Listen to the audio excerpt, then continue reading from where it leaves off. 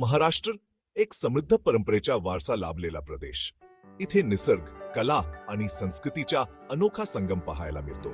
या भूमीवर साजरे होणारे उत्सव केवळ धार्मिकचे नाहीत, तर सामाजिक आणि सांस्कृतिक एकतेचे प्रतीक आहेत.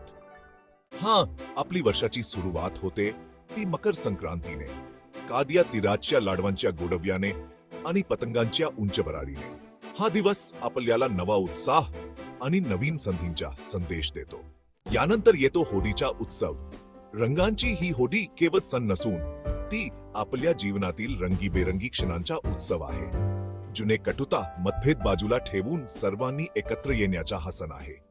जॅक गुढीपाडवा आपल्या नवीन वर्षाची सुरुवात, आनंद, श्रद्धा आणि भविष्याची नवी उमेद दाखवणारा हा सण. गुढी उभारून आपण शुभेच्छा देतो आणि नवीन सुरुवात करतो. आणि सणांचा राजा म्हणजे गणेश चतुर्थी. घराघरात गणपती बाप्पा विराजमान होतात आणि प्रत्येक घराला नवचैतन्य लाभतं. गणेशोत्सव केवळ गणेशाची पूजा नाही, तर समाजात एकतेचा संदेश देणारा आणि आनंद साजरा करणारा उत्सव आहे. यानंतर येते दिवाळी, सण प्रकाशाचा. लक्ष्मीपूजन, किल्ले बनवणे, फटाके आणि फराळाचा आस्वाद घेत आपला आनंद द्विगुणित करतो. या सणांच्या माध्यमातून आपण महाराष्ट्राची समृद्ध परंपरा साजरी करतो. विविध सणांचे रंग, गोडवे आणि आनंद आपले जीवन उजवतात. पण त्याच वेळी आपण समाजातील आपल्या जबाबदाऱ्या विसरता कामा नयेत.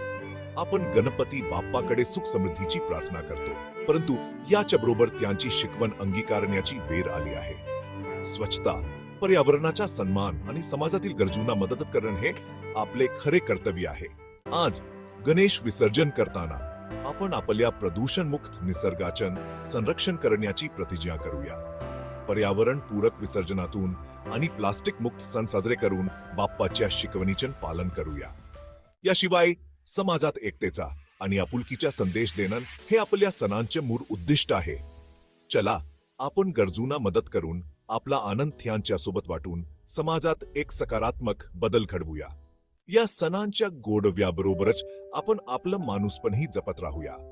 कारण शेवटी सण म्हणजे आनंद साजरा करणं, पण तो सर्वांसोबत वाटून घेणं म्हणजेच खरा उत्सव. गणपती बाप्पा मोरया.